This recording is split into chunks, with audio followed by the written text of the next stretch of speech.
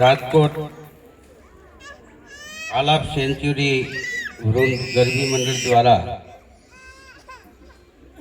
દર વર્ષે નવરાત્રિ મહોત્સવનું સુંદર મજાનું આયોજન થાય છે.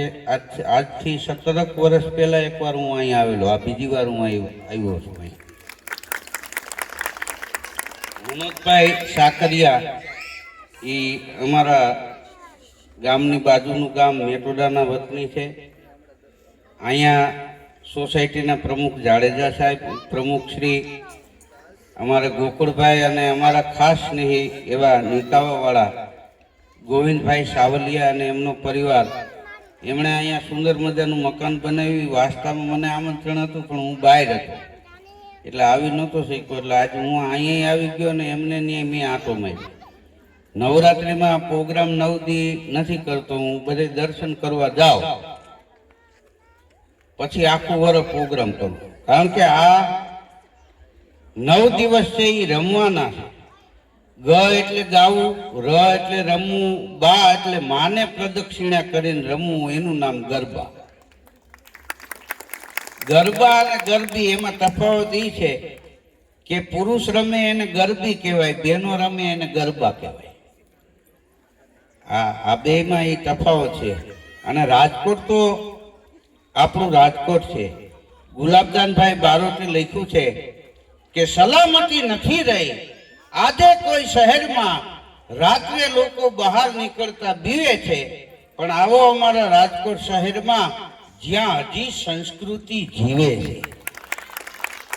રાતે 2 વાગે બેન દીકરી બજારમાં નીકળે તો એ પેટનું પાણી ન હલે.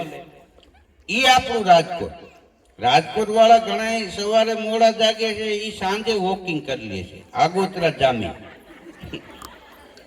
હા, એક ભાઈ એને બાજુ વાળાને પૂછ્યું તમે વોકિંગ કરો છો, હા કેટલું દોડો સવારે? તો કે કાલે તો 7 કિલોમીટર દોડી ગયો. પછી મારા બાબાને ફોન કર્યો, 4 વ્હીલ લઈને આવ્યો, લઈ ગયો. તો કે 7 કિલોમીટર કેમ દોડી ગયા? તો કે મને સમજાતું નથી કે આ બાજુવાળા કૂતરાને શું કામ બાંધતા નથી. હું ખહુરીઓ વાહેથી એમાં પલો કાપી ગયો. હવે આ આપણી તળપતી ભાષા છે. ખહુરીઓ કૂતરો કયો તો જ વાત જામે. હવે એને તમે સુધરેલ ભાષામાં એક ખસુરીયું કૂતરું આવ્યું તો એ કૂતરું મરી જાય ને વાતે મરી જાય. એટલે રાજકોટના દરેક તહેવારો ધામધૂમથી ઉજવાય છે. આ નવરાત્રિ મહોત્સવ તમે જાઓ ચોકે ચોકે ગરબા ગવાય છે કે જોતે પ્રલંબા જગદંબા ગાદગંબા ઈશ્વરી વદનમ જલંબા ચંદબંબા તેજ તંબા તું ખરી હોથે હથા કંબીર હાકમ બજે ડાકમ બામણી એ જગમાઈ પરચો દીઠ જાહેર રસ આવડ રમણી માં રાસ આવડ એ રમણી માં રાસ આવડ રમણી. નાની નાની દીકરીઓ માથે ગરબો લઈ અને રમતી હોય તો નવ દુર્ગા રમતી હોય એવું લાગે. એક દીકરી બજારમાં નીચું જોઈને ચાલી જતી હતી. કોઈ એને પૂછ્યું કે બેટા કેમ નીચું જોઈને ચાલી જાસ?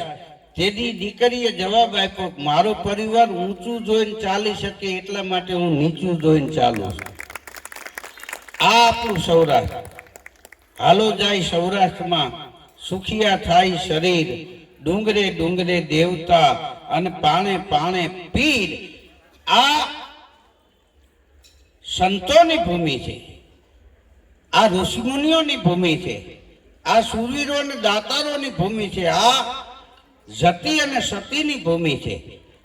દેવી દેવતાઓને અવતાર લઈને આવવાનું મન થાય એવી આપણી આ સૌરાષ્ટ્રની પાવન ભૂમિ છે કે પ્રોત સિંધુ પરે ઝુકતી પશ્ચિમે મધ્યમાં એશિયાની અટારી એ હિન્દ દેવી તણી કમર પર ચમકતી ઝટકશી તીક્ષણ જાણે કટારી પહાડ ઉન્નત મુખે કીર્તિ ઉચરતા ગરજતી જલનિધિ ગાન સરણી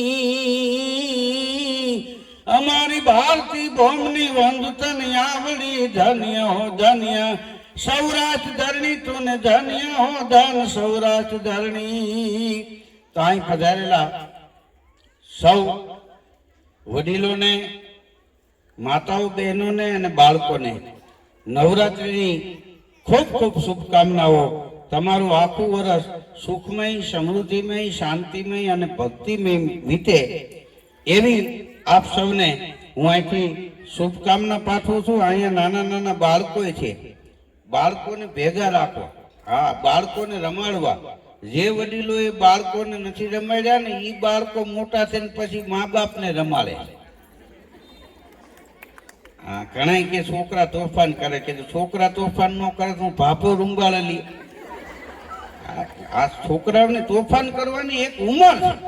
નાનું છોકરું ગુલ્ફી લઈને ભાગે તો ગુલ્ફી રૂપાળી લાગે, છોકરું રૂપાળું લાગે, દોડ્યો જતો હોય રસ્તો રૂપાળો લાગે. શું કામ? એની ઉંમર છે. હવે એની ગુલ્ફી લઈને કોઈ ભાપો ભાગ્યો હોય અને કોણીએ રેગાળા ઉતરા હોય, ધૂળની ડમરીઓ ચડી હોય, નો ગુલ્ફી હારી લાગે, નો ભાપો સારો લાગે. હા, આપણે એમ થાય કે આ ગુલ્ફીને આપઘાત કરાવશે. આ કપડું પહેરી પહેરી જૂનું થાય એને શું કહેવાય? ગાપો. માણસ 70-80 વર્ષનો થાય એને શું કહેવાય? ભાપો. આ બેયમાં તફાવત એટલો છે, કપડું ગાભો થાય ને એટલે કલર મૂકી દે અને ભાપો કલર પકડતો જાય. એટલે અમુક ટાઈમે કલર મૂકી દેવો. હા, આ હાઈફાઈ યુગ છે ને એમાં 45 વર્ષથી 70 વર્ષના બેનોને એક તકલીફ છે. શું તકલીફ છે? તો એને ઈ તકલીફ છે કે ઈ જ્યારે વહુ બનીને આવ્યા ત્યારે સાસુએ ન હાલવા દીધું. હવે સાસુ બન્યા વહુએ ન હાલવા દીધું. એટલે એક ટર્મ એની ઉપરથી ગઈ. હા, કારણ તો દીકરા વાળા છોકરી જોવા જાય, છોકરી વાળા કે અમારી દીકરી કામ નહીં કરે. કીધું આઈ ખાઈ તો લે હે ને, આ નકર ચીપિયા બનાવી, બીજું તો શું કરવું. પણ આ સૌરાષ્ટ્રની ભૂમિ છે.